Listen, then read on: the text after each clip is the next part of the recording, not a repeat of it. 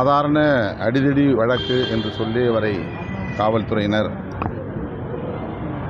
கைது செய்திருக்கிறார்கள். அதற்கு முன்னதாக அந்த இளைஞரின் பெற்றோரை பிடித்து காவல் நிலையத்தில் வைத்து உன் மகனை கொண்டு வந்து ஒப்படை என்றெல்லாம் அச்சுறுத்தியதாகவும் சொல்லப்படுகிறது. அதன் பின்னர் உன் மகன் கிடைத்து விட்டான், நீ வீட்டுக்கு திரும்பலாம் என்று அந்த இளைஞனின் தந்தை தாயை வீட்டுக்கு அனுப்பிவிட்டார்கள். என் மகன் எங்கே என்று அவர்கள் கேட்டபோது வீட்டுக்கு வருவான் என்று சொன்னதாக சொல்லுகிறார்கள். ஆனால் அதன் பிறகு அவன் மருத்துவமனையில் இருக்கிறான், அவனுக்கு மாற்று உடை வேண்டும் என்று காவல்துறையை சார்ந்தவர்கள் கூப்பிட்டு சொல்ல அங்கே போய் பார்த்தபோது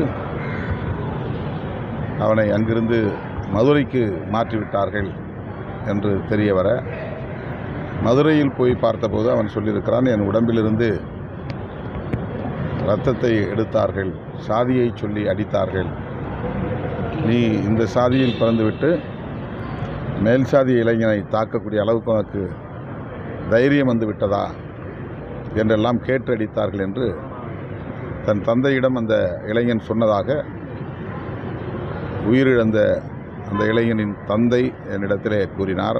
கதறி அழுதார். காவல்துறையின் கட்டுப்பாட்டில் இருக்கிற போது அவன் மருத்துவமனைக்கு செல்ல நேர்ந்தது ஏன், உயிரிழக்க நேர்ந்தது ஏன் என்கிற கேள்வி எழுவது இயல்புதான். காவல்துறையினர் அதற்கு உரிய விளக்கத்தை அளிக்கவில்லை. எனவே தமிழ்நாடு அரசு இதில் உரிய நடவடிக்கையை மேற்கொள்ள வேண்டும். அவன் உயிரிழப்புக்கு காவல்துறையினர் காரணமாக இருந்தால் அவர்கள் மீது கடும் நடவடிக்கை எடுக்க வேண்டும். அந்த இளைஞரின் குடும்பத்திற்கு நீதி கிடைக்க ஆவண செய்ய வேண்டும் என்று வலியுறுத்துகிறேன். தொடர்ந்து தற்போது இந்த சாதிய தொடர்ந்து 2 சம்பவங்கள் தென் மாவட்டங்கள் நடந்தது. அது எப்படி பார்க்குறீங்க? ஏன்னா ஏற்கனவே ஒரு கும்பல் வந்து சாதி பேரை சொல்லி வந்து விட்டுனாங்கன்னு சொல்கிறாங்க. அது தொடர்ச்சியாக 2வது நாங்குநேரிக்கு நான் நேரிலே சென்றேன். பெரும்பத்து கிராமத்தில் பாதிக்கப்பட்ட மக்களை சந்தித்தேன். ஒரே இடத்தில் தலித்துகளும் நாடார் சமூகத்தை சார்ந்தவர்களும் வசிக்கிறார்கள். அவர்களுக்கிடையில் இந்த சாதிய பிரச்சனைகள் இல்லை. அதே பகுதியில் மறவர் சமூகத்தை சார்ந்தவர்களும் வசிக்கிறார்கள். அவர்களுக்கிடையில் எந்த சாதிய பிரச்சனையும் இல்லை. ஒற்றுமையாக வாழ்கிறார்கள். ஆனால் வெளியில் இருந்து ஒரு கும்பல் வந்து அவ்வப்போது இதுபோல பிரச்சனைகளை செய்துவிட்டு யாரோ ஒரு பெயரை சொல்லி வாழ்க என கோஷம் போட்டு போகிறார்கள். இதில் சாதியின் பெயரால் இயங்குகிற சமூக விரோத சக்திகளின் தொடர்பு இருக்கிறது என்று பாதிக்கப்பட்ட அனைத்து தரப்பாரும், குறிப்பாக தலித் மற்றும் நாடார் சமூகத்தை சார்ந்த பெண்மணிகள் வெளிப்படையாக இந்த பெயர்களை சொல்லி சாதியின் பெயரால் தான் இது நடக்கிறது, ஆகவே அவர்கள் மீது நடவடிக்கை எடுக்க வேண்டும். அதில் ஒரு அரசியல்வாதியின் குடும்பத்தை சார்ந்த பையனும் இடம்பெற்றிருக்கிறான். அவன் மீது நடவடிக்கை எடுக்க காவல்துறை தயங்குகிறது. எனவே இதனை மாண்புமிகு முதல்வர் அவர்களின் கவனத்திற்கு எடுத்துச் செல்ல வேண்டும் என்ற கோரிக்கையை வைத்தார்கள். விரைவில் முதலமைச்சரை சந்திக்கிற போது அது தொடர்பான ஒரு தகவலை அல்லது அறிக்கையை முதல்வருக்கு அளிக்க எண்ணியிருக்கிறோம். தென் மாவட்டங்களில் நாங்குநேரில் நடந்ததைப் போலவே சிவகங்கை அருகே இடைக்காட்டூர் கிராமத்திலும் அதே போல சாதியின் பெயரை சொல்லி தாக்குதல் நடந்திருக்கிறது. 2 சக்கர வண்டியில் 3 வண்டிகளில் வந்த 9 பேர் நாங்குநேரியில் எப்படி தாக்குதல் நடத்தி தப்பித்து போனார்களோ அதே போல இந்த கிராமத்திலும் நடந்திருக்கிறது. இதற்கு ஏதேனும் அரசியல் பின்னணி உள்ளதா என்ற கேள்வியும் எழுகிறது. ஆனால் சாதிய பின்னணி உள்ளது. எனவே இதில் அரசு தீவிரமான நடவடிக்கை எடுக்க முன்வர வேண்டும். சட்டம் ஒழுங்கை பாதுகாக்க வேண்டும். சாதியின் பெயரால் மக்களை பிளவுபடுத்துகிற இந்த முயற்சியை முறியடிக்க வேண்டும் என்று கேட்டுக்கொள்கிறேன். பாதிக்கப்பட்டு மருத்துவமனையில் அனுமதிக்கப்பட்டிருப்பவர்களுக்கு உயரிய சிகிச்சை அளிக்க வேண்டும். ஒருவர் உயிர் இன்னும் ஊசலாடுகிறது. அவர் பாதுகாக்கப்பட வேண்டும். ஏற்கனவே 2 பேர், ஒருவர் வட இந்திய இளைஞர், ஒருவர் தலித் இளைஞர். அந்த 2 குடும்பத்தினருக்கும் அரசு சட்டப்பூர்வமாக அவர்களுக்குரிய இழப்பீட்டை வழங்க வேண்டும். குறைந்தபட்ச நிவாரணமாவது அவர்களுக்கு வழங்க அரசு முன்வர வேண்டும். அரசு வேலைவாய்ப்பு வழங்க முன்வர வேண்டும். கலைஞர் கனவு திட்டத்தின் கீழ் வீடுகள் வழங்க 2 குடும்பத்தாருக்கும் மாவட்ட ஆட்சியர் நடவடிக்கை எடுத்திருப்பதாக கூறினார். ஆனால் இழப்பீடு தருவது சம்பந்தமாக எந்த முடிவையும் இன்னும் எடுக்கவில்லை என்று கூறினார். எனவே மாண்புமிகு முதல்வர் அவர்கள் அந்த படுகொலையில் பாதிக்கப்பட்ட குடும்பத்தினருக்கு, அதிலும் ஜான் மார்க் என்கிற தலித் இளைஞருடைய மனைவி வாய்ப்பேச இயலாதவர், 2 பெண் பிள்ளைகள், சின்னஞ்சிறு பிள்ளைகள். அந்த குடும்பம் இன்றைக்கு நடுத்தெருவிலே அனாதையாக நிற்கிறது. அவன் எந்த குற்றமும் இழைக்காமல் கண்டந்துண்டமாக வெட்டப்பட்டிருக்கிறான். கை வேறு கால் வேறு என்ற துண்டு துண்டாக வெட்டியிருக்கிறார்கள்.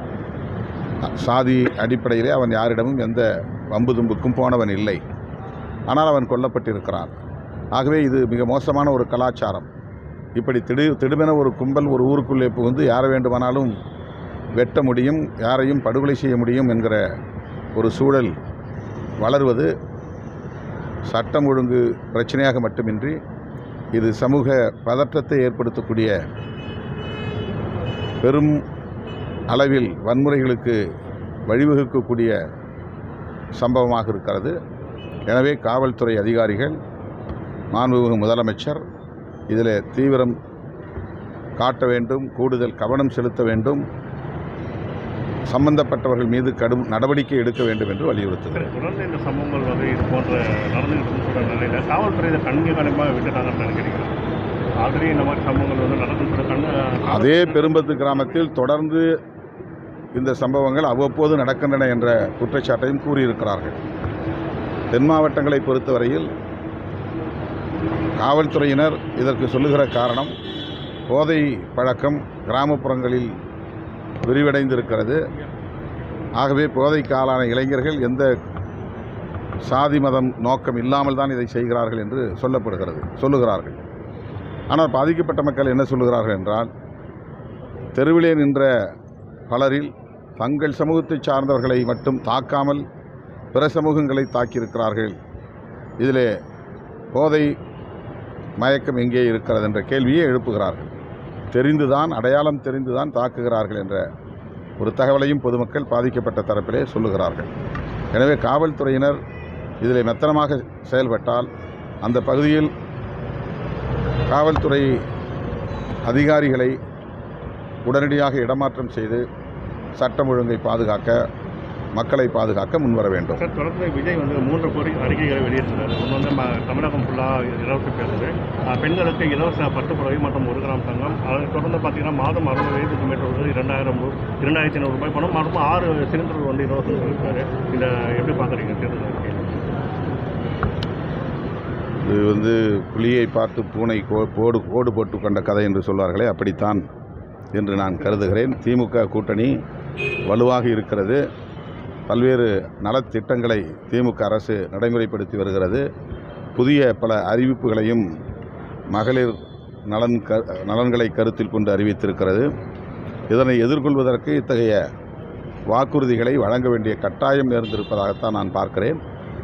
அது எந்த வகையிலும் திமுக கூட்டணியின் செல்வாக்கை பாதிக்காது என்று நம்புகிறேன். கடைசிகள் தொடர்ந்து நம்ம காங்கிரஸுக்கு முன்னுரிமை கொடுத்தது போல மற்ற கட்சிகளுக்கு ஏதோ ஒரு முன்னுரிமை கொடுத்தது போல தெரியவில்லை. காங்கிரஸுக்கு 28 மாநில சட்டமன்றத்துக்கும் ஒரு மாநிலம் உறுப்பினர் கொடுத்தாங்க. ஆனால் தொடர்ந்து நீண்ட ஆண்டு காலமாக அவர் கூட பயணிக்கக்கூடிய விசிகாவுக்கு எந்த ஒரு மாநில உறுப்பினர் கொடுக்கல. ஆனால் நீண்ட காலமாக திமுகவை கடுமையாக விமர்சித்த தேமுதிகவுக்கு தற்பொழுது மாநில உறுப்பினர் கொடுக்கப்பட்டது எப்படி பார்க்குறீங்க?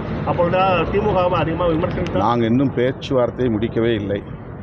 எங்கள் பேச்சுவார்த்தையில் ஒரு இறுதி முடிவை எடுக்கிற போது இந்த கேள்வி நீங்கள் எழுப்பலாம்.